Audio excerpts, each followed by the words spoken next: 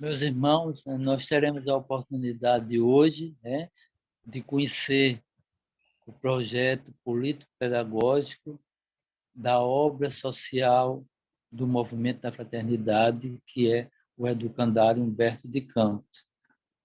Alguns tempos atrás, eu tive acesso, ao projeto político-pedagógico, uma visão vista rápida, e achei muito interessante. Então, hoje, eu vou poder ouvir, entender melhor realmente esse projeto, dessa obra social, que todos nós conhecemos e que, enquanto grupo da fraternidade, temos também, o papel e o dever de apoiar. Então, recebemos hoje a visita da diretora do Educandário Humberto de Campos, a Adri Rinquena, e do coordenador pedagógico, o João Henrique. E ambos representam também, na Cidade da Fraternidade, o grupo da Fraternidade Espírita Irmã Veneranda. Então, boa tarde a todos, boa tarde a Adriane Henrique e João Henrique, e o espaço é de vocês. Sejam bem-vindos. Boa tarde, Movimento da Fraternidade, boa tarde, amigos e amigas. Que alegria estar aqui com vocês, né? Eu conversei com a Adri, eu vou começar a fazer a explanação e ela vai dar continuidade, mas vai completando, vamos fazer essa dobradinha e apresentar para vocês o projeto político pedagógico. Mas antes disso, quero saudar os amigos aqui, né? Cristóvão Bazan, meu amigo Bazan, amigo Canela, lá na 7ª região, em Três Lagoas. Bom demais estar com vocês aqui, viu? Olha aqui. Aí, a Fátima também juntos. O pessoal da região onde que eu conheci o movimento da fraternidade, né? Família Velar, Janete, Edivânio, Juarez, Filogônio, meu amigo Filogônio, saudade de você, viu? Roseli, do Nordeste também, meu amigo Valmir Lourenço, meu vizinho Jairo e minha companheira Mônica e o Fernando aí também. Tá? Então, muito bom estar com vocês hoje. Vamos conversar sobre o projeto político-pedagógico. E eu preparei uma apresentaçãozinha aqui para a gente ter um roteiro. Lembrando que o projeto político-pedagógico é muito extenso, é um texto, né, longo, apesar de ter sido enxugado ao longo dos anos, né, ele é um texto longo, então não vamos estar aqui para poder apresentar todos os detalhes. Então, a gente enxugou o máximo possível e colocamos alguns tópicos para dar uma visão geral do que é essa proposta. Né? E vou colocar a apresentação aqui.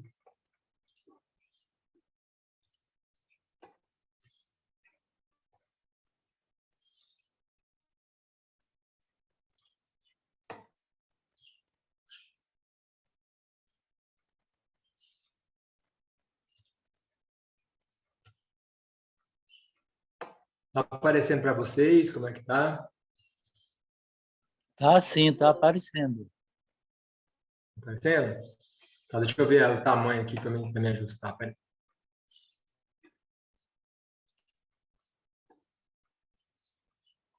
Melhorou? Tá num tamanho bom? Tá dando para ver bem? Tá bom, se puder aumentar um pouquinho mais. Deixa eu ver se... Quem vê pelo telefone, a tela costuma ficar um pouquinho pequenininha mesmo, viu? Porque aqui eu estou no computador, tá bom. É o tamanho grande, tá Max.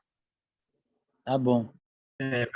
Mas para quem quiser ver os detalhes dos slides, viu, gente? Só também dá para clicar pelo celular e fazer e abrir para poder ver com detalhes, se precisar, né? O próprio celular na tela dá para poder ampliar, se caso seja necessário, tá bom?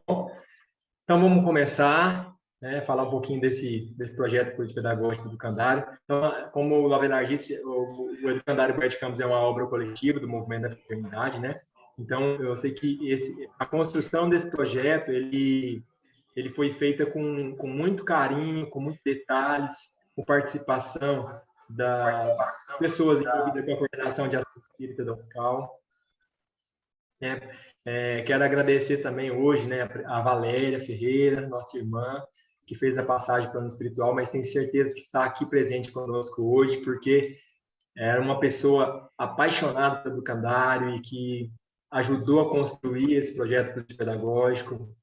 A Alessandra, nessa última versão, a Alessandra Possebon, que era diretora, né? Edna, várias pessoas que participaram da construção desse projeto pedagógico, que com certeza não vou lembrar o nome de todos, mas que ajudaram, Mônica, né? Célia Cavalieri, sei que muitas pessoas colaboraram. Bom, então vamos lá. Nossa primeira mensagem, né? Nosso primeiro desejo é que todos os homens sejam educados plenamente em sua plena humanidade. Nosso segundo desejo é que todos os homens sejam educados integralmente, formados corretamente, não apenas em um objeto qualquer, ou mesmo em muitos, mas em tudo o que aperfeiçoa a espécie humana. Comênios. Então, essa frase de apresentação do nosso PPP, ela está lá, né? E me lembro, quando eu vejo essa frase, me lembro muito de Kardec fazendo a codificação da doutrina espírita, né? Como um professor, pesquisador, e como a doutrina nos oferece, nos esclarece essa plenitude, né? Em plena humanidade, para formarmos seres humanos mais preparados para essa passagem pela Terra. Então, essa é a grande missão do Educandário, né? Na integralidade, quando a gente vai lá no Evangelho, que o Kardec pergunta aos espíritos qual que é o verdadeiro sentido da caridade para Jesus, os espíritos respondem, né? A benevolência para com todos, a indulgência e o perdão. E quando a gente fala benevolência para com todos, é nessa benevolência na sua integralidade. Então, todas as vezes que a gente fala a palavra integral, né, educação integral, educados na sua integralidade, né, que a gente não associe com a escola que fica de tempo integral, mas nessa integralidade, né, do espírito, que Kardec, através da nossa codificação da doutrina espírita, nos esclareceu muito sobre esse aspecto, né? Então, sempre aperfeiçoando a todos que têm contato com essa doutrina. Então, quando a gente fala dos princípios da pedagogia espírita e do PPP da Educandário, é uma questão que sempre é muito perguntada, né? Aonde está a pedagogia espírita no PPP da Educandário Humberto de Campos? Então, vale lembrar, gente, que nós estamos numa escola dentro de uma comunidade espírita, né? Nossos alunos, eles só têm, é a única escola num raio de 40 quilômetros, então é a única escola que eles têm a opção para estudar aqui, e não tem transporte que leve para estudar em Alto Paraíso.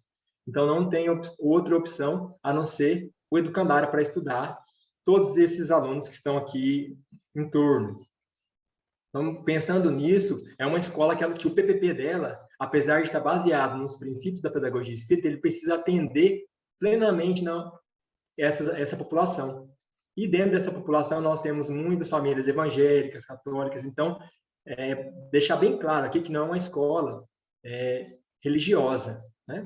Mas dentro do nosso PPP está embutido esses princípios morais, cristãos, e embutido principalmente esses princípios que vai dar uma complementação na integralidade do ser.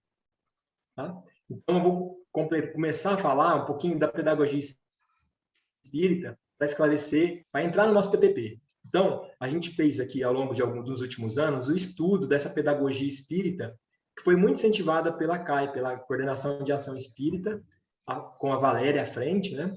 A gente fazia grupo de estudo online, e foi feito alguns seminários, participamos de a primeira vez que eu encontrei a Adriana, né? Hoje minha companheira, a gente nem se conhecia, mas nos encontramos a primeira vez em Campinas, num congresso que a própria Valéria organizou para falar sobre a pedagogia espírita, e trouxe a Dora Encontre. A Dora Encontre é uma pesquisadora que hoje traz da pedagogia espírita, da continuidade nesse projeto que foi iniciado há muitos anos com outros contemporâneos da educação. E naquela situação, me lembro claramente dela falando assim, 80% da pedagogia não foi da pedagogia espírita, não foi extraída da literatura espírita. Então, quando ela falou isso, veio uma preocupação, mas como que a pedagogia espírita, 80%, ela não está extraída da literatura espírita? É porque ela vem desde a formação de Kardec, anteriormente, desde os contemporâneos de Kardec, né? Então, vou explicar para vocês. A pedagogia espírita, ela vem desde Sócrates, Platão, né? Que está na base do Evangelho, que passa por Comênios, Rousseau, Pestalozzi, que foi professor de Kardec. Todos esses antecessores de Kardec foram contribuidores para essa pedagogia espírita que a gente acredita e trabalha, né? E Kardec foi um codificador que foi treinado por essa pedagogia espírita, né? Então, numa literatura mais recente da pedagogia espírita, nós temos aí a filosofia espírita de Ney Lobo, nós temos a pedagogia espírita escrita por Herculano Pires, temos toda a contribuição de Eurípides Barçanufo e até hoje a equipe espiritual, que também envia mensagens relacionadas à educação. E temos a Dora Encontre na atualidade. Então, essa é a origem da pedagogia espírita que está na base do PPP do Educandário, né? Então, somos seres que a pedagogia espírita fala nos seus fundamentos. Nós somos seres interexistenciais e temos uma dimensão espiritual. Então, esse olhar bem claro, né, nós somos seres espirituais, nós somos seres reencarnantes. Então, a criança é um ser reencarnado. Então, ela não está... A pedagogia espírita fala isso. Então, a função do educador é despertar o impulso da autoeducação no educando. Então, compreendendo isso, a função do educador é despertar esse impulso da autoeducação. E essa relação pedagógica ajudar o processo do outro sem imposição, né? Pode se dar em qualquer relação entre os dois seres humanos. Então, é sempre essa aplicação da pedagogia espírita, ela não pode ser impositiva. O educador tem que estar sempre despertando essa autoeducação, essa transformação, assim como a doutrina espírita nos faz, né? Nos apresenta o caminho a ser seguido. É para deixar bem claro que a pedagogia espírita não é um catecismo espírita. Não se trata de fazer um proselitismo aqui no Educandário Bert Campos, da gente falar de espiritismo dentro da sala de aula. Pois deve ser uma pedagogia aplicável a qualquer ser humano, a qualquer tendência filosófica ou religiosa. Então, ela está, assim como a doutrina espírita, ela pode ser aplicada para qualquer um, né? Para qualquer pessoa, independente da religião. Então, lembrando que na nossa região tem uma diversidade religiosa entre nossos alunos e os pais dos alunos, que a gente cada vez mais quer trazer para a nossa escola, ela tem que atender a esse público, né? Então, Kardec nos alertou para a necessidade do respeito à liberdade e da consciência, para a gente não violentar as consciências humanas, de acordo com as suas concepções. O que a pedagogia espírita não é? Ela não é prática de educação tradicional, então a gente tem que estar sempre buscando sair do convencionalismo humano, né? A própria doutrina espírita nos fala isso, sair desse convencionalismo humano e trazer uma abordagem de educação humana, de transformação do ser. A pedagogia espírita, ela não é um movimento sectário, autoritário, centralizado por uma pessoa só. O que Kardec falou é o que temos que seguir, pronto. Não é isso. Todos podem beber dos seus princípios, dessas práticas, né? E sem monopolizar a ideia. Então, pensando nisso também, nosso educandário, nós não temos uma diretora que é a pessoa responsável por conduzir todo o trabalho, né? Nós temos um conselho gestor, que a partir dessa equipe que compõe o conselho gestor, né, que tem como responsável a diretora da escola à frente desse conselho, e vai gerir esse processo. Então, a participação de pais, né, que possa contribuir para que a gente consiga aplicar esse PPP no dia a dia, né? Então, a pedagogia, voltando para os princípios da pedagogia espírita, eu quero que vocês prestem atenção aqui, como ela está ligada ao PPP, quando a gente começar a falar do PPP. Ó. A pedagogia espírita é pedagogia da liberdade. Em qualquer processo pedagógico que estamos lidando com um ser livre, que deve aderir voluntariamente esse convite para a evolução que é proposto. Então, é uma educação, é uma pedagogia que propõe essa liberdade. É uma pedagogia que propõe ação, né? Que não é só fique na teoria, que essa ação ela seja realizada na prática das vivências pedagógicas. Então, o indivíduo só aprende agindo, experimentando, ensaiando. Inclusive, quando ele erra, ele está aprendendo, né? Dizem até que a gente aprende mais quando erra do que quando a gente acerta, né? Então, é na ação que se desenvolve essas potencialidades. Então, cada vez mais colocar aulas práticas, exemplos da vida, trazer exemplos da vida para que ela possa ser entendida.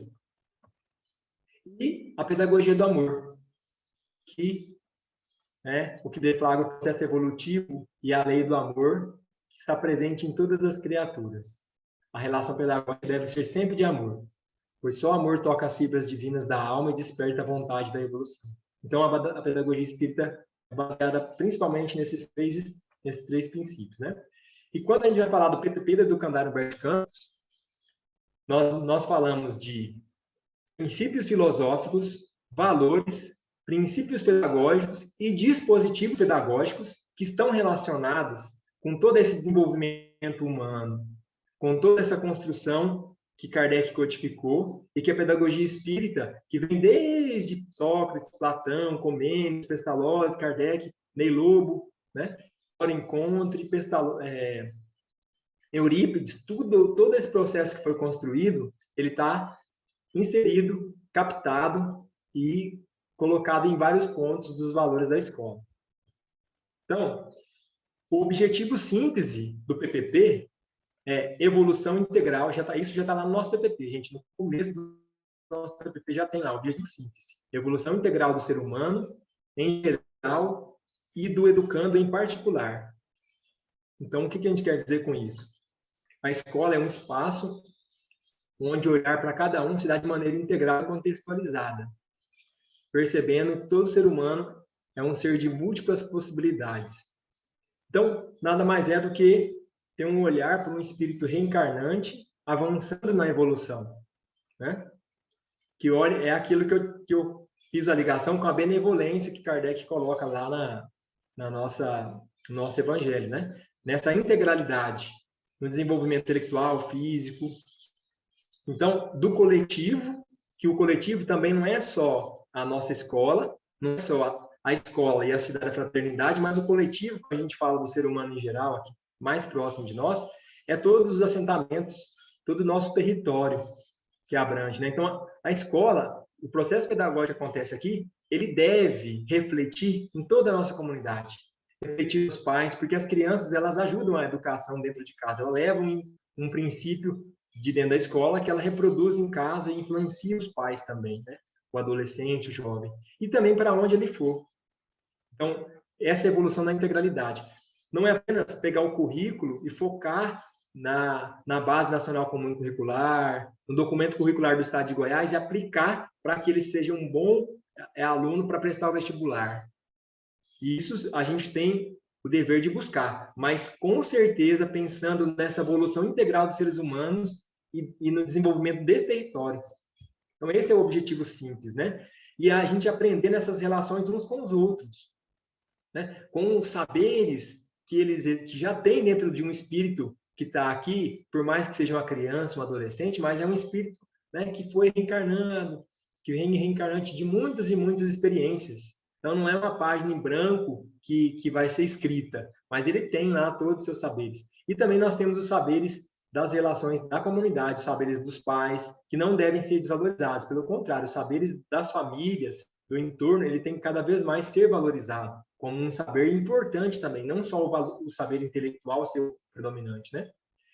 E também a escola, né, no objetivo síntese, propõe a formação de ambiente estimulante. Um ambiente que seja estimulante, que seja acolhedor, que seja saudável, que resulte em bons exemplos para nosso objetivo principal, que é a comunidade educadora, né? Que é toda essa comunidade participar da educação. Tem uma frase interessante que fala que para educar um índio, né, é preciso uma tribo toda. Então, para que esses meninos saiam daqui completos nessa integralidade, é também importante que as famílias participem, né? Agora eu vou falar um pouquinho, pessoal, resumir os princípios filosóficos do nosso PPT, né? Que está muito ligado à pedagogia espírita, está muito ligado aos valores cristãos. Então, depois do nosso objetivo síntese, outro princípio filosófico é a valorização dos vínculos familiares e comunitários. Então, cada vez mais a participação dos pais. Hoje nós temos aí, pós-pandemia, uma relação mais estreita com as famílias, porque nós temos hoje mais famílias com internet. Nós temos um grupo de WhatsApp que nós temos os familiares, que a gente pode passar informações coletivas, né? Então, o educandário está a todo momento podendo ter contato com toda a realidade local, né? Inclusive até as parcerias que nós temos com a Secretaria do Meio Ambiente, com o município, quando eles querem aplicar algo para essa população, o primeiro local que eles buscam é o educandário.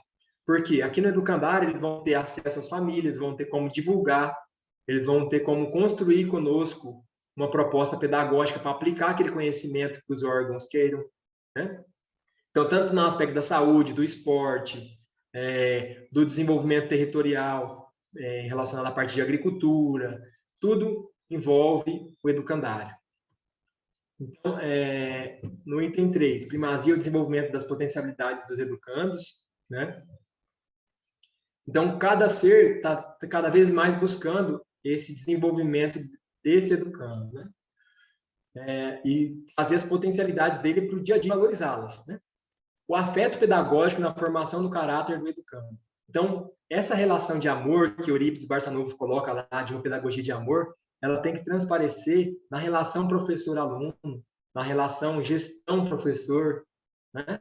Essa relação de afeto e de que todos nós estamos aprendendo, ela tem que ser permanente.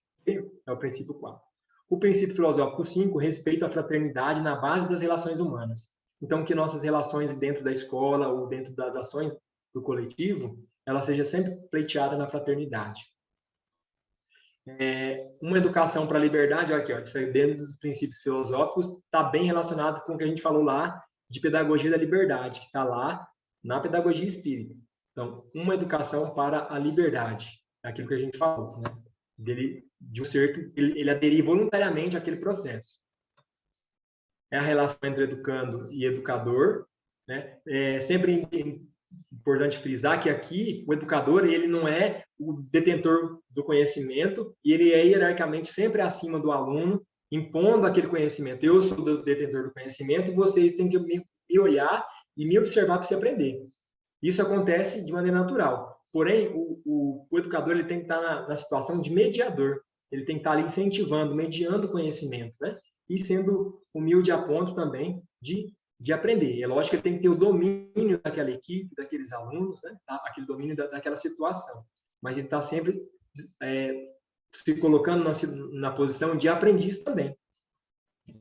Respeito nas liberdades democráticas e o livre pensamento, também é um princípio filosófico, né? De que cada um pode pensar da sua maneira e que a gente vai respeitar e tentar achar um consenso democrático nas relações polêmicas que podem vir aqui dentro da escola, né? Então, e o último princípio é o cultivo da espiritualidade. Então, como é que acontece esse cultivo da espiritualidade? Então, a vivência da espiritualidade, ela é feita nas suas formas distintas, né? E de plenas subjetividades, não deve ser confundida com religião. Então, o cultivo da espiritualidade aqui não é a religião espírita, né? Então, é uma característica que todo ser humano deve ter na sua essência. Então, a busca desse autoconhecimento. Então, refletir dispositivos e propostas pedagógicas que pratiquem o autoconhecimento, que dê um sentido maior para a existência. Essa é muito importante, gente. Dê um sentido maior para a existência. O aluno vem aqui e ele percebe que o mundo dele não é só esse processo de vir aqui aprender, passar no vestibular, ter uma profissão, né? Mas que existem muitas outras relações que é preciso entender, compreender a vida, essa materialidade cotidiana e essas conexões que existem com o sagrado, que está acima de nós. Então, esse cultivo da espiritualidade é o nosso 9º princípio filosófico, ok? Sempre buscando, através dessas propostas pedagógicas, o sentir, o pensar, o refletir, o criar, tudo em harmonia com a natureza, né, que está aqui gritando à nossa volta de perfeição e de beleza, né, para criar esse respeito essas diversidades, tanto entre os reinos, né? Os 3 reinos, animal, vegetal, mineral, mas também uma relação entre respeito humano. Pessoal, a partir de agora eu vou falar dos nossos valores. Então, os princípios filosóficos são esses, né? Os nossos princípios filosóficos e os nossos valores. Os valores são bem resumidos, a gente colocou até no Instagram, aproveitei aqui a arte do nosso Instagram. Então, começa com a afetividade, né? Então, as relações de afeto. Somente o amor pode colaborar para que cada um acredite no bem e querer o bem e agir no bem. O amor pedagógico não é invasivo, não pactua com tirania, por isso não é violento. Então, essa relação de afeto sempre presente nos valores da escola. Então, aqui, eu estou aqui hoje na sala da coordenação pedagógica, vou até mostrar para vocês aqui, ó. Aqui é a sala onde a gente recebe os alunos. Tem na nossa parede, não sei se alguém está vendo a câmera, né? Mas aqui, ó, nossos princípios e dispositivos, eles estão desenhados na parede, né? Então, é uma sala que a empatia, respeito à honestidade, que a gente recebe os estudantes quando tem algum problema de conflito, alguma relação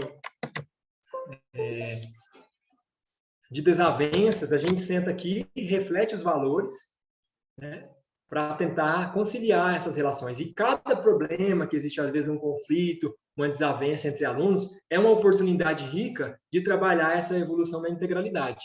Tá? Então, a gente não olha, lógico, enérgico e as ações sejam enérgicas e corajosas, mas, acima de tudo, respeitosas, afetivas. Né? Então, o respeito é o nosso segundo valor. Reconhecimento de que o outro tem o direito de ter suas visões do mundo e fazer suas escolhas. Trata-se de uma atitude necessária para lidar com as diferenças. Então, está sempre lidando com as diferenças, esse respeito. A responsabilidade é o nosso princípio, valor número 3. Né? A gente tem pregado em todas as salas de aula nossos deveres, as regras e os combinados da escola. Então, está lá, cada aluno é responsável, cada servidor, cada professor é responsável por colaborar, trazer crítica construtiva, buscar constantemente melhoria nessas ideias e nos caminhos. Não é porque está lá é lei, né? A gente tem que cumprir aqueles combinados que são feitos com os alunos no começo do ano, mas a gente pode estar sempre alterando e melhorando eles. A honestidade, né? Então, que as relações entre professores, entre gestão e entre alunos sejam verdadeiras, pautadas na confiança, no apoio e no incentivo mútuo. Então, é o nosso princípio, nosso valor número 4. A solidariedade, né? Que é a irmã da fraternidade, é um valor que é importante para nos deixar atentos, né? Nessa relação que a gente tem com os colegas, como acolher, amparar, sempre que precisar, né? Com humildade, carinho, superar ao máximo, né? Um julgamento, uma postura condenativa. Ao contrário, almejando maneiras para auxiliar e confortar uns aos outros. Que seja esse ambiente de solidariedade, né? Nossos alunos são muito sofridos, muitos deles, né? Então, trazem de casa reflexo de muitos desafios, às vezes nas relações dos pais, às vezes nas relações políticas, né? Que as condições que eles de vida muitas vezes são desumanas. Então, que a escola seja um ponto de acolhimento para trabalhar essas características socioemocionais que estão ali sendo pulsantes dentro de cada um. Empatia, nosso outro valor. Se colocar no lugar do outro, compreendendo profundamente o que o outro sente. Todos os seres têm singularidade e devem ser tratados de maneira compreensiva. Então, relações empáticas de compreensão, né? Então, esses são nossos valores que estão lá no nosso PPP. E eles não só são utilizados nas relações de conflitos, relações de construção educativa na escola, mas também na hora de construirmos as ações práticas pedagógicas. Então, os professores, nas reuniões de planejamento, a gente sempre frisa isso, que a sua ação, baseada no currículo que você vai aplicar, na prática pedagógica que você usar, na didática, ele esteja incluído nos nossos valores, que os valores sejam trabalhados dentro das técnicas pedagógicas que os professores estão usando, né? Os dispositivos que a Adriana vai falar logo. E então, para a gente finalizar, né, os nossos princípios pedagógicos. Então, os nossos princípios pedagógicos, que é o princípio número 1, a nossa educação integral, compreende o desenvolvimento dos educandos em todas as dimensões, intelectual, física, emocional, espiritual, social e cultural. Então, quando a gente fala de educação integral, é aquilo que a gente falou no início, né? Nosso objetivo síntese. Dá para ter esse olhar em toda a dimensão do espírito que está ali. E que essa educação ela contemple todos esses, não apenas o intelectual, não apenas a preparação do conteúdo, mas muito além do conteúdo. Outro princípio pedagógico nosso é a arte e a educação. Então, a arte é uma maneira... Tá aí o tio Ari como prova, né? Que sempre foi um incentivador da arte aqui no Educandário, quando esteve por aqui, mesmo distante também, sempre colabora. Mas a prática da arte e educação, ela pode ser utilizada como uma ferramenta muito importante nas práticas de justiça social, de igualdade, de direitos culturais, né? Fortalecendo e desenvolvendo essa sensibilidade, esse senso de identidade cultural, da imaginação, da liberdade intelectual. Então, a arte e a educação ela é muito útil para essa inclusão do aluno junto ao conteúdo, né? Tudo que a gente passa de maneira artística fixa mais, né? Outro princípio é o brincar e a ludicidade. Então, essa é entender que, muitas vezes, a relação do aluno, enquanto criança, enquanto jovem, dentro adolescente, nas suas casas, muitas vezes, ela é de trabalho também, de colaboração, né? Então, tanto como brincadeira, como fantasia, as atividades ligadas à arte, à alegria e à paz, né? Elas sempre ajudam a desenvolver o ser da integralidade. Então, ela nunca deve ser reprimida. Então, ela deve ser estimulada, principalmente na casa da criança, né? Porque ali no brincar, a gente pode utilizar aquele brincar para levar os valores, para levar o conteúdo e fixar o conhecimento junto ao aluno. A pedagogia de projeto, que a Adriana vai completar para a gente, né? É um outro princípio pedagógico nosso. Então, os caminhos pedagógicos voltados à autonomia intelectual, compromisso social. O que é? Nada mais é do que a gente o professor propor ao aluno que ele faça uma pesquisa científica em relação àquele tema que ele quer aprender. Normalmente é o aluno que escolhe o tema que ele quer aprender, e o professor faz essa relação com o conteúdo, né? E o aluno escreve lá o objetivo, a justificativa daquela pesquisa, depois o resultado, a conclusão, a metodologia que ele usou para pesquisar e a conclusão daquela pesquisa. Então, essa preparação do aluno para ele pensar em como executar uma ação e que ela seja baseada no desenvolvimento daquele conteúdo, mas também que tenha reflexo na comunidade, que seja algo que dê alguma contribuição para a nossa comunidade. Então, esse é um dispositivo muito utilizado no Educandário. A Adriana vai completar quando ela falar de projeto de turma, né? Nosso último princípio, que é a educação do campo.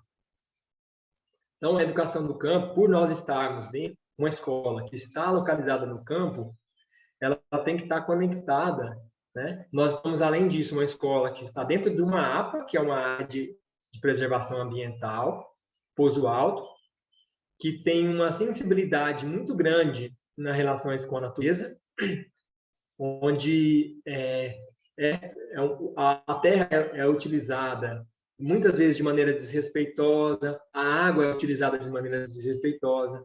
Então, por o aluno estar no campo, ele tem que aprender um olhar diferenciado para a terra, não só como apenas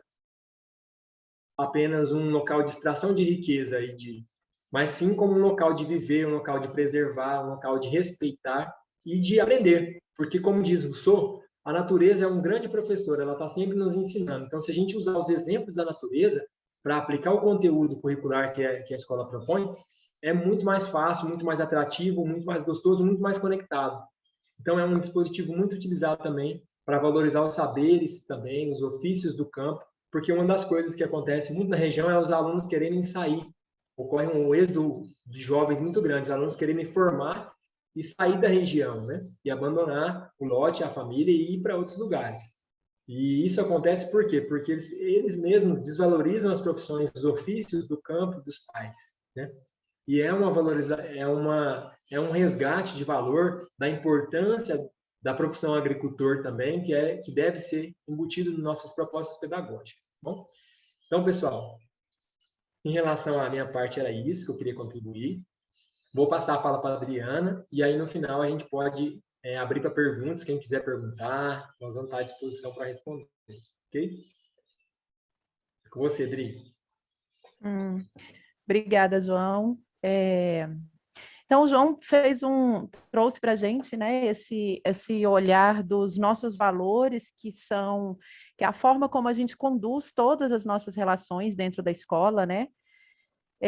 Dos nossos princípios pedagógicos, que são aqueles itens que permeiam por todas as nossas práticas, né? A partir deles que a gente constrói a nossa prática. Ou ainda, toda a nossa prática pedagógica, ela deve considerar cada um desses itens, né? Que estão aí, desses 5 princípios pedagógicos.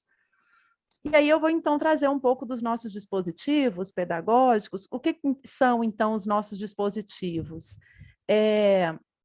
A forma como a gente faz com que a nossa prática se realize dentro da escola, né? Então, são formas diversas que a gente coloca para funcionar cada um desses itens, desses valores, desses princípios. É importante salientar que, assim, as coisas, elas são muito... Não existe, assim, um tempo em que estamos trabalhando os valores, outro tempo que estamos trabalhando os princípios, outro tempo que estamos trabalhando os dispositivos. Na verdade, eles acontecem o tempo todo, né? Então, quando a gente está na prática da sala de aula, por exemplo, explanando um conteúdo, é importante, como o João disse, que aquele professor, aquela professora esteja consciente de que, olha, nós temos diversos valores que é importante ter em mente nessa relação, mas dentro da escola nós temos 6 principais, né? E como que eu estou trazendo eles para a minha fala enquanto eu explico esse conteúdo. Então, é dessa forma que a gente faz com que com que as coisas caminhem e elas se cruzam o tempo todo. Então, dentro desses dispositivos pedagógicos, eu não vou seguir... No PPP tem uma ordem que está colocada, mas não é uma ordem hierárquica, tá?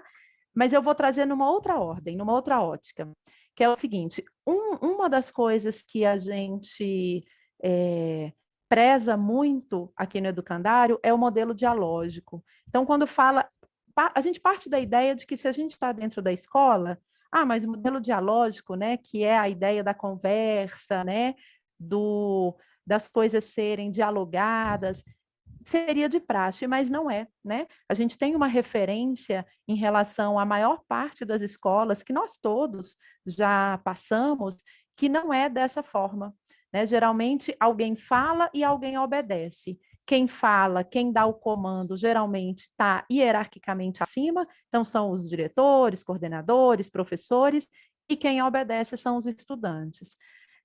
A proposta é tentar quebrar isso. E aí, quando a gente pensa nesse modelo dialógico, a gente traz ele para todas as nossas relações, né?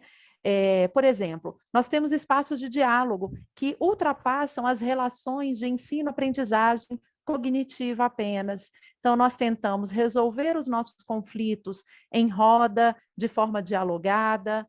Isso não precisa ser muito... Não existe um ritual necessariamente a seguir, né? É a partir da ideia de que, de repente, aqueles 2, 3 estudantes que, em determinado dia, brigaram no pátio da escola e, de repente, foram às vias de fato, um bateu no outro, a gente precisa chamar esses estudantes para conversar.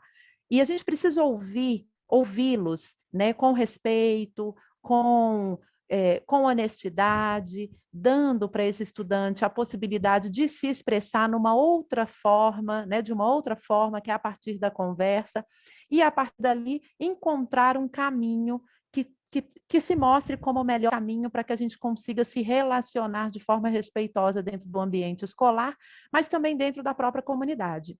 E isso é importante porque, de um modo geral, como se resolve conflitos nas escolas, né?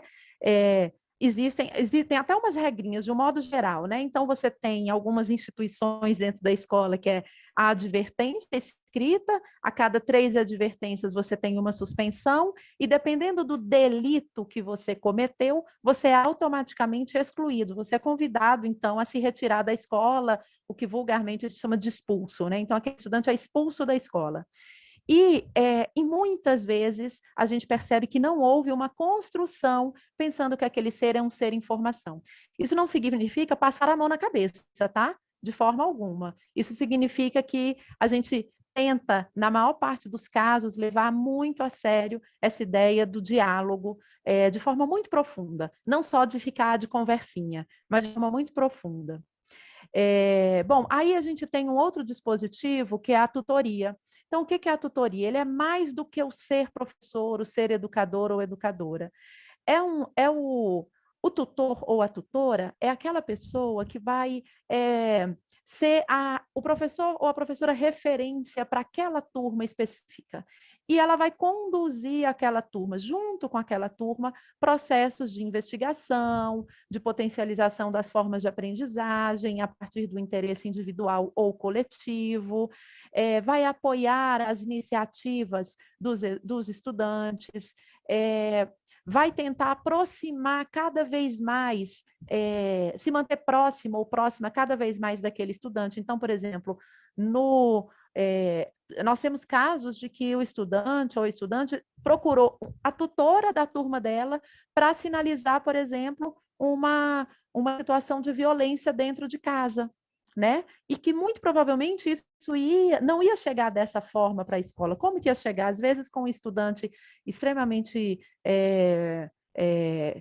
agitado, estressado, descarregando nos seus colegas as suas frustrações, né? Então, a tutora ele tem esse papel de estreitar os vínculos, né? E aí tem sido a nossa pessoa de referência para lidar com as questões daquela turma específica.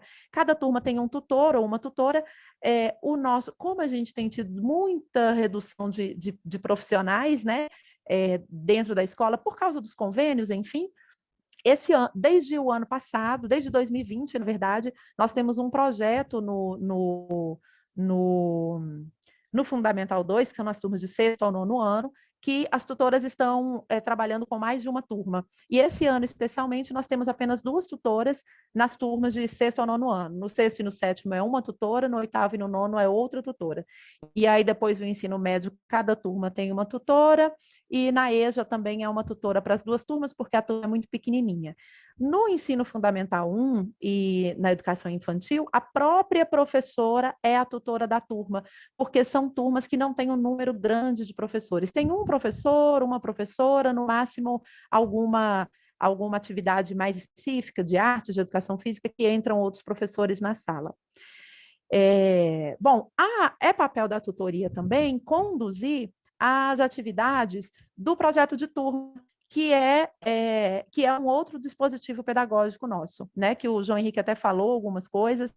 O projeto de turma, ele nasce com o propósito de ultrapassar os muros, né? Quebrar os muros que geralmente a gente constrói nessa relação de ensino-aprendizagem. Então, é o momento do estudante pegar os conteúdos cognitivos, curriculares que eles estão aprendendo naquele ano, naquela etapa da vida, e colocá-los em prática de alguma forma. Então, é o momento da prática mesmo. Mas também é um momento da gente ampliar as possibilidades de aprendizagem, né? Porque aí, às vezes, vem temas, né? Porque o tema do projeto de turma, a cada ano, é escolhido pelos próprios estudantes, junto com a sua tutora.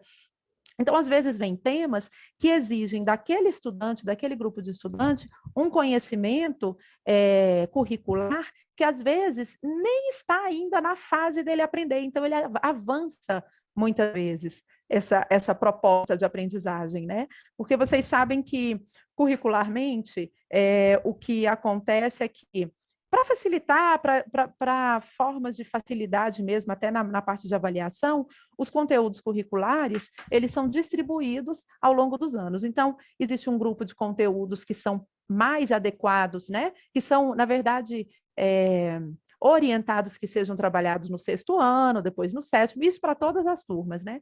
Mas, às vezes, tem um conteúdo curricular, que tem um tema de projeto de turma, que os estudantes precisariam ter acesso a um conteúdo, a aprendizagem de algum conteúdo que nem estava previsto para a série dele. E aí, às vezes, ele já dá conta de avançar um pouco naquilo. Então, esse também é um caminho de potencializar a relação do estudante com os conteúdos curriculares, que historicamente têm sido apresentados para a gente de forma muito chata, maçante, cansativa, né? Quem nunca ouviu falar aquela fala assim, né? Para que eu estudo isso, professor? Ah, estuda aí, menino. Tá aqui, você tem que estudar, tem que aprender. Pronto. Ou então, para você fazer vestibular, né? E às vezes nem no vestibular cai, né? Tem conteúdos que a gente vê na escola que nem no vestibular cai. Então, a ideia do projeto de turma é tornar isso mais divertido, compreendendo que sim, todos esses conteúdos curriculares são importantes de alguma forma, né? Às vezes, uns vão fazer mais sentido na vida das pessoas do que outros, né? E isso muda de pessoa para pessoa. Então, quando a gente pensa em projeto de turma, a gente parte desse olhar, né? Além disso, hoje, esse ano, por exemplo, a gente tem visto cada vez mais, não só esse ano, mas ao longo dos anos, e esse ano especialmente, a gente tem visto o quanto que a nossa vida no território, o nosso estar nesse território que a gente ocupa, vibra dentro da gente, né? A maior parte dos temas, acho que todos os temas escolhidos esse ano pelos estudantes têm relação com o lugar onde eles vivem, com as problemáticas que eles enfrentam no dia a dia e com possibilidades de busca por soluções a partir deles próprios, né? E isso para a gente é muito importante, porque a gente vê como que o projeto de turma se justifica, por exemplo, justifica, por exemplo, não sei se justifica, mas exemplifica muito bem, por exemplo, a pedagogia de projetos, que não é apenas esse tipo de projeto, né? A pedagogia de projetos, ela parte desse olhar mais ampliado, a partir da vida enquanto um projeto individual, né? Mas também a educação do campo. Então, isso é bem interessante.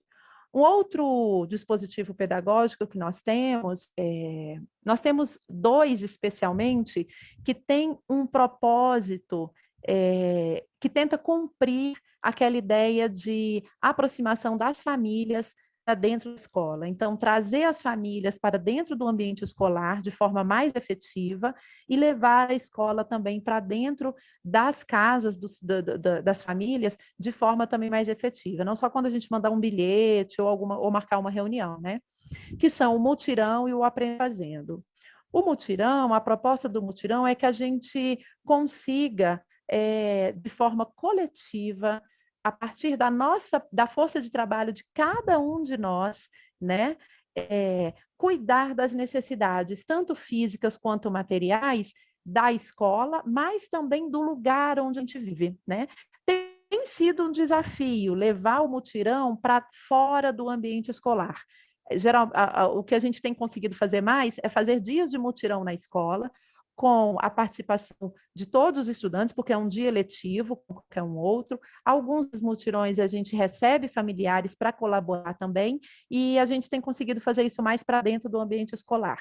Mas houve, sim, alguns momentos que foi possível levar o mutirão para dentro do lote da família.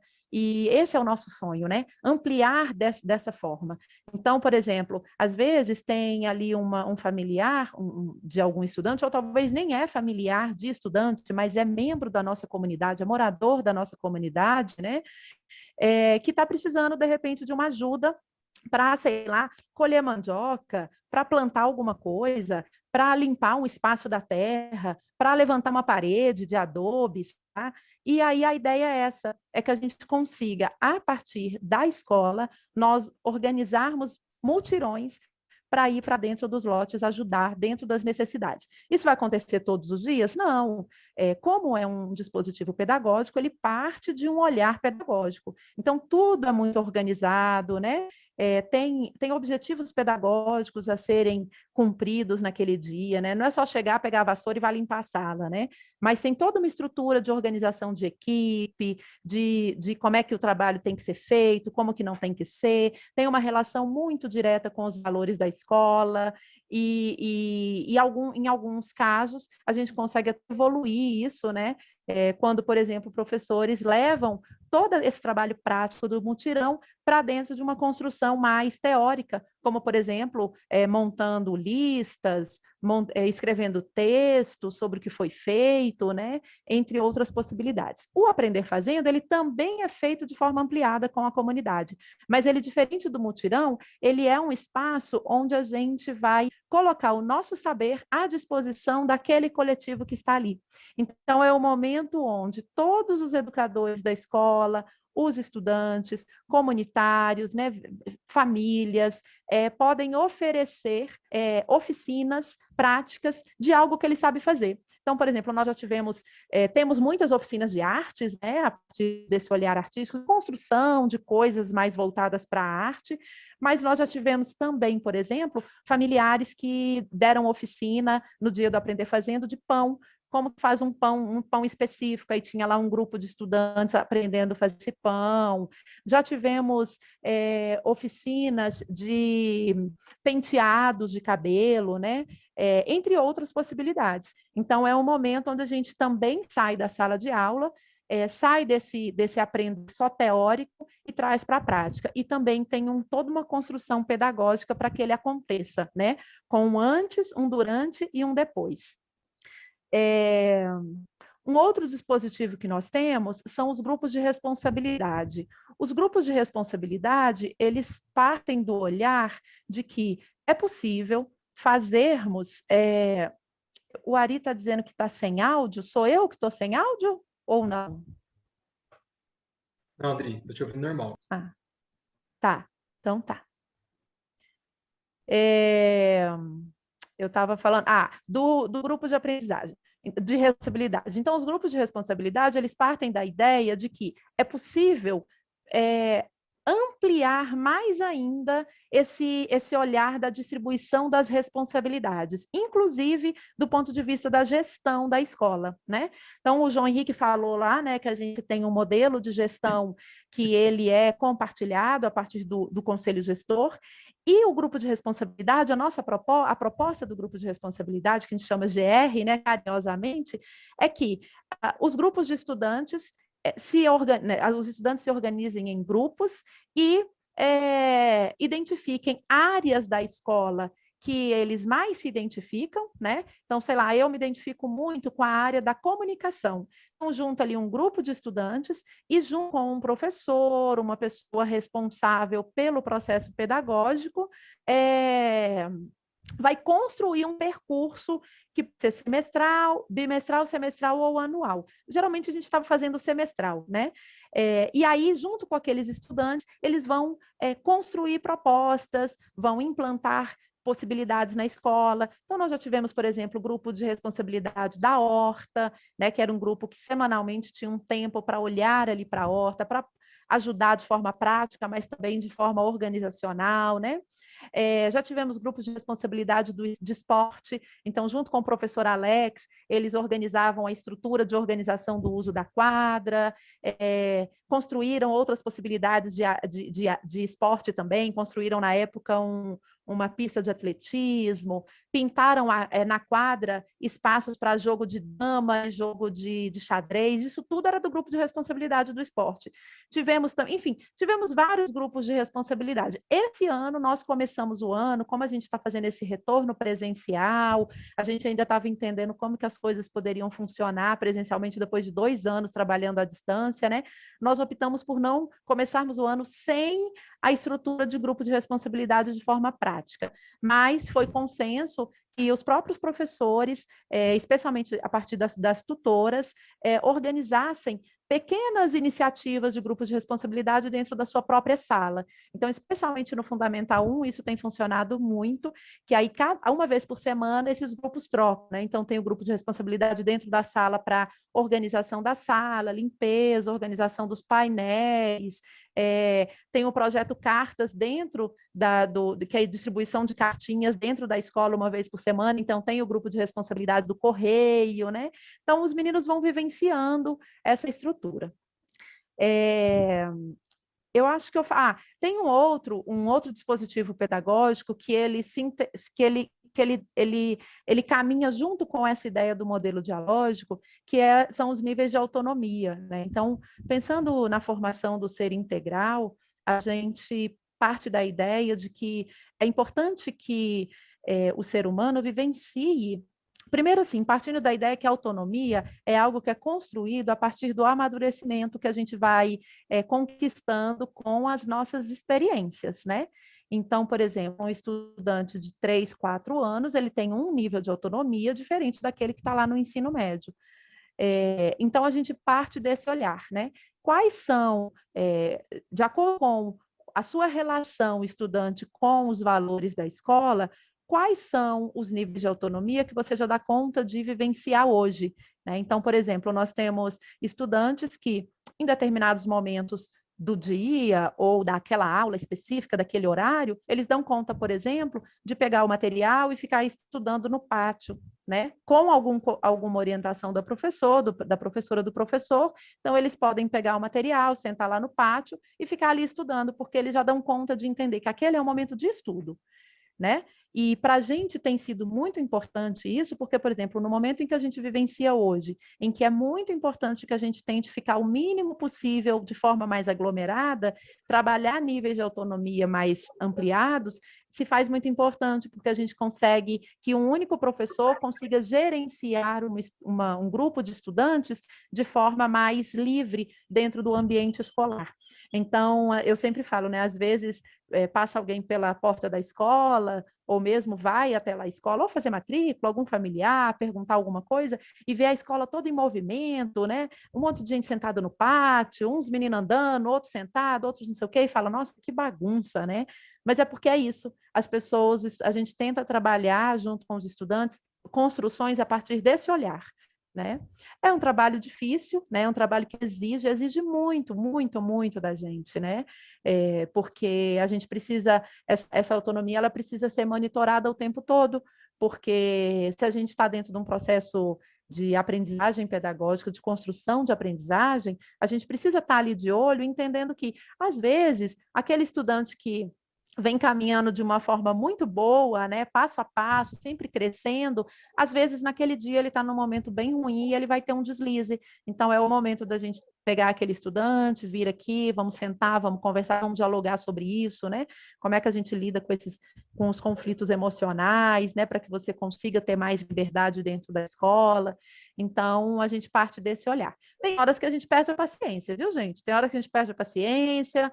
Aí a gente também, não é só um ambiente, do ponto de vista dos professores, da coordenação, da gestão da escola, nós também temos trabalhado a nossa autonomia, né? E às vezes a gente não dá conta de ter tanta autonomia, né? E então, às vezes, a gente também precisa receber, ter aquele momentinho de conversa para reflexão sobre como que a gente está lidando com isso. Então, quando o João falou lá no início que o nosso olhar é sempre também de aprendiz, é justamente por causa disso, né?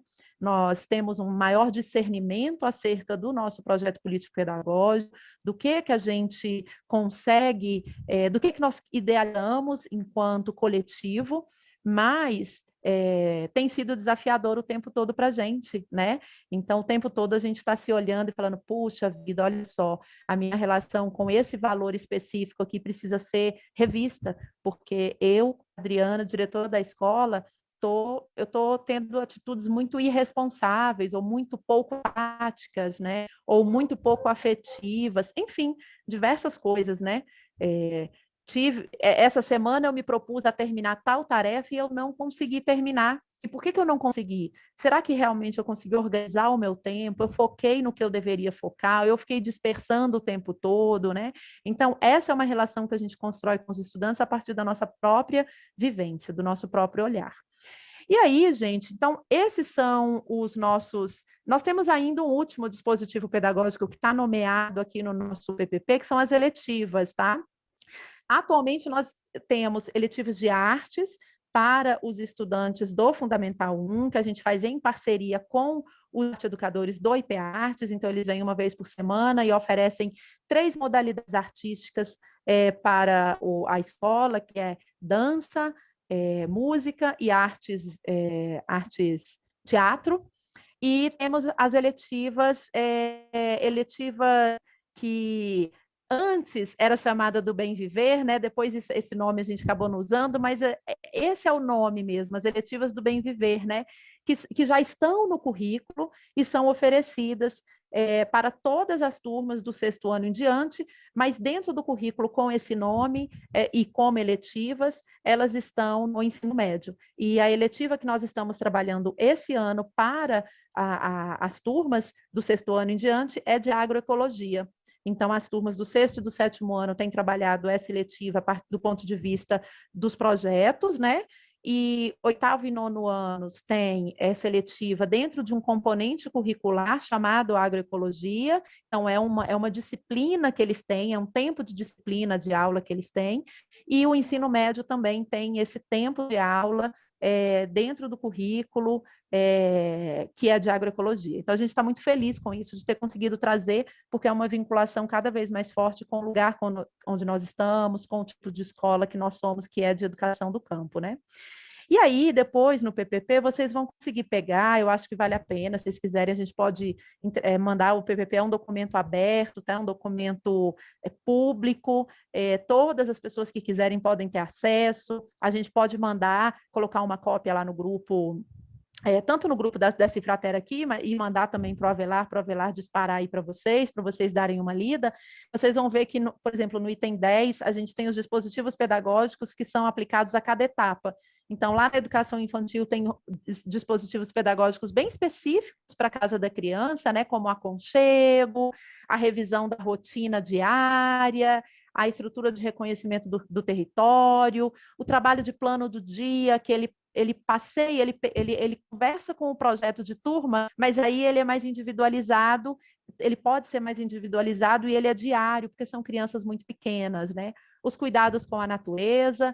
Do 1º ao 5º ano, a gente repete o aconchego e a rotina diária, então, todos os dias, repensar a nossa rotina, né? Porque são crianças em fase de formação inicial que necessitam disso, né?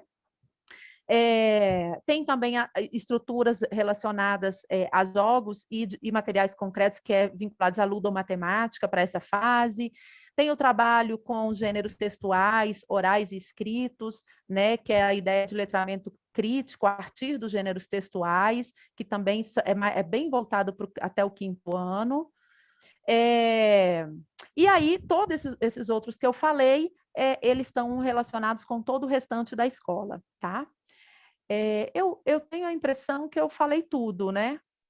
De dispositivos pedagógicos. Eu acho que é isso. Enquanto à noite acende estrelas, o nosso coração se renova de esperança com testemunhos iguais ao que vocês nos passaram na tarde e noite de hoje, com essa exposição tão brilhante sobre o projeto político-pedagógico dessa obra, que é a obra social do Movimento da Fraternidade. Que Jesus os abençoe, continue abençoando o caminhar de vocês, meus irmãos, e nós abraçando a vocês, estamos abraçando a todo o corpo funcional do educandário Humberto de Campos e abraçando também todos os alunos e os seus familiares. Então, o nosso coração muito gratificante e muito alegre expressa a vocês esse sentimento maior que é a gratidão. Se os dias estão difíceis, meus irmãos, Jesus continua conosco. Agora, as considerações finais de vocês, Adri e João. Vou começar, então, aqui fazendo as minhas considerações, viu? Agradecendo, principalmente, eu quero agradecer aos grupos de fraternidade e a Comemofra, que acredito que foi um viveiro de experiências maravilhosas que me preparou e me ajudou a desenvolver esse amor, esse carinho, essa fraternidade para chegar aqui hoje e poder ajudar e colaborar nessa obra coletiva. Os grupos foram muito importantes em minha vida.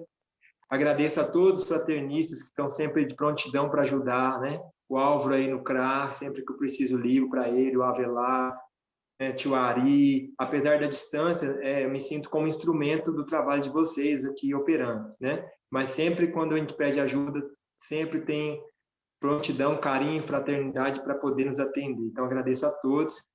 E com certeza o trabalho de vocês também está acontecendo aqui através do apoio, da motivação e do suporte que vocês nos dão. Tá? Então, agradeço a isso. Eu também quero só reforçar mesmo, né, o agradecimento que eu já fiz antes. Eu sou muito grata realmente pela oportunidade de vivenciar essa experiência aqui no Educandário, né? Sou grata a pessoa que me trouxe aqui para a Cidade da Fraternidade, né, que foi talvez o instrumento da espiritualidade para me fazer conhecer a Cidade da Fraternidade, que é o Vilmar, lá de Belo Horizonte, e nessa época eu conheci a Alessandra, conheci o Zé, e daí então se fez real, né, essa possibilidade de eu estar aqui e vivenciando tantas construções que, por mais que a gente fale, Adriana, a diretora e tal, eu sempre digo que a minha experiência no Educandário dividiu a minha vida, né? Então eu sou uma pessoa antes dessa experiência e tenho sido uma nova a cada dia que eu vivencio essa experiência aqui. Então, realmente, eu sou muito grata a todas as pessoas que me possibilitaram isso e a todos vocês que, de alguma forma, estão aqui ligados, né? De forma vibracional, às vezes presencial também, né? Quantos que vêm aqui, ficamos muito felizes de receber cada vez mais pessoas, aproveitando agora o retorno das atividades presenciais para receber visitas, que podem ser visitas de final de semana, mas a gente fica muito feliz quando as visitas são de muito tempo, viu? Então podem vir para ficar 1 mês, 2 meses, 3 meses. Sempre vai ter coisa para poder contribuir no Educandário. Vai ser maravilhoso receber todos vocês. Então, gratidão e gratidão a Avelar por esse espaço para a gente falar desse trabalho, que não é feito só por mim, pelo João Henrique, né? Pelo contrário, nós só somos 2 formiguinhas das tantas que estão aqui no dia a dia fazendo isso tudo acontecer. Então, gratidão imensa.